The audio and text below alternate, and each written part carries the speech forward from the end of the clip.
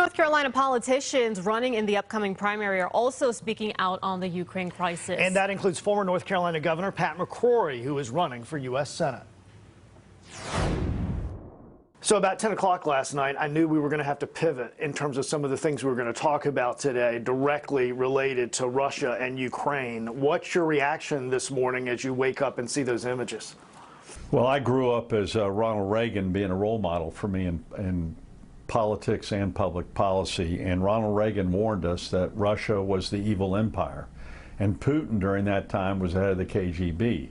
So we shouldn't be surprised at anything that Russia has done or Putin has done, because he's gone on the record saying he wanted to get back to the USSR.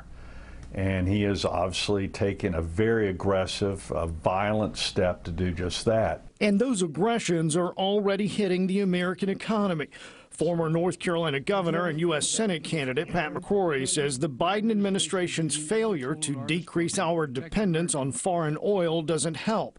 He stands behind sanctions, though, against Russia, but says he'd take it a step further. Biden needs to send a very strong message to corporate America. Microsoft, Apple, Pepsi-Cola, quit doing business in Russia starting today.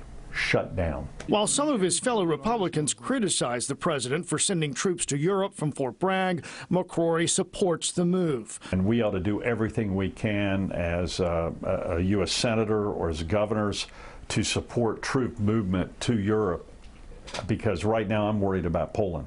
Most agree an invasion of Poland, a NATO ally, would be catastrophic. McCrory says in this time of crisis, the heated rhetoric amongst Americans and their elected leaders needs to tone down. Now it's the time to unite.